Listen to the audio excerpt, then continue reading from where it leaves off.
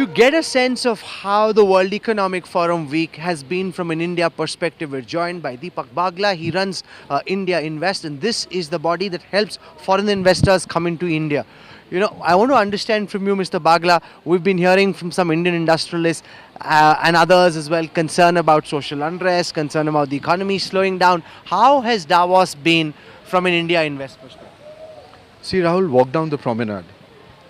The biggest presence here is India.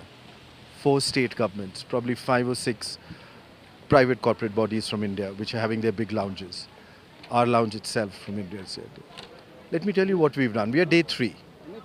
My team has done about 118 one-on-one investor meetings, 23 sectors, 21 countries.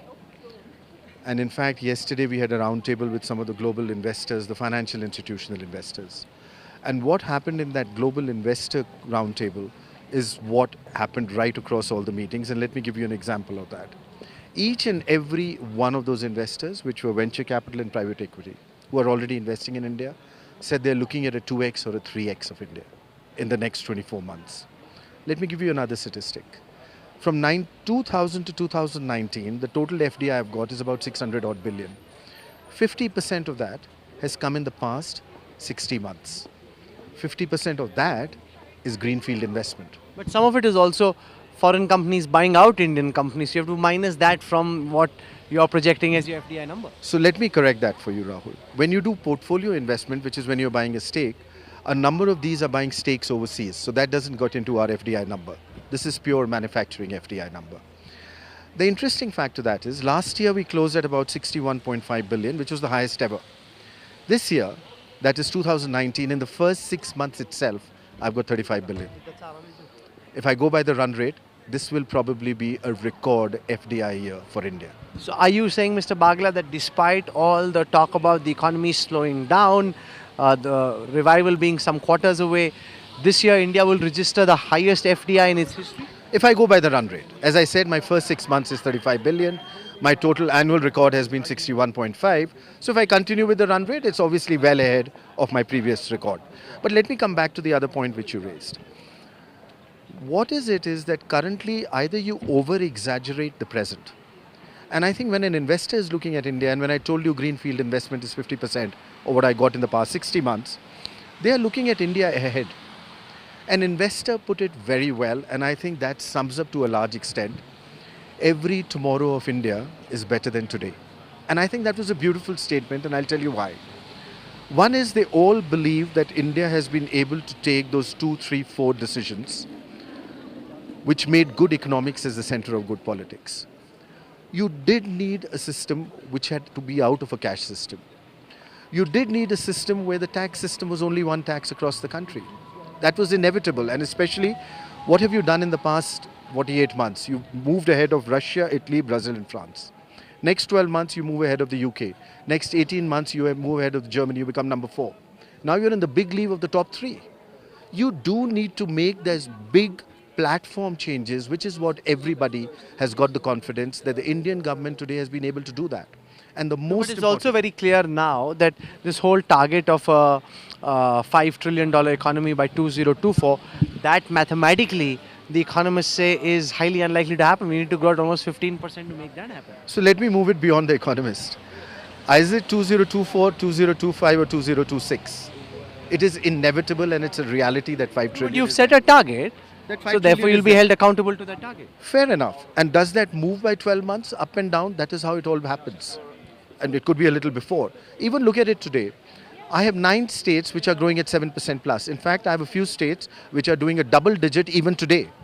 I have another 8 states which are anywhere between 4.5% to 7%. They're all ready to take it up to the next level. And then we've got the balance which is already ready in the next 36 months. For me, the story has just begun. And not just for me, for each of these investors who are coming into India, this story has just started. And the fact is, when they look at what India is, you do an investment today, it will start only 5 years later. There is no other place they can look at. But has social unrest, these students' protests, been a theme? Because when that India strategy session happened in the World Economic Forum Congress, the only questions that were asked from the audience were about student protests, India's image being hit. You've been meeting a lot of investors. Is that a factor at all? Not even one investor we've had a meeting with has raised that as an issue. In fact, everyone has said unanimously that the confidence which they have in India, its growth story, and the sustainability and the ability where the government has taken tough decisions to make doing business easy, as the Prime Minister says, making it easy to live in a country. They're all going by that.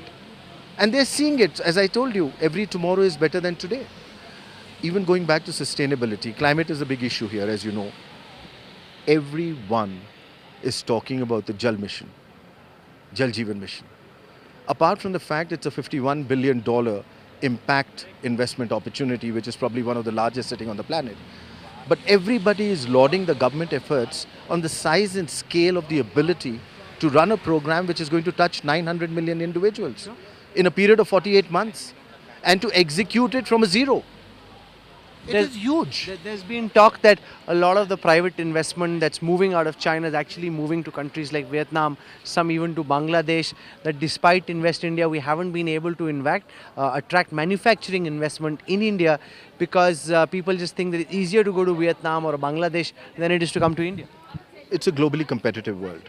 There will always be some companies which will find it easier and better, and they will all have reasons to do that. The reason why everybody who's looking at India is looking at it because they see that this is the huge opportunity.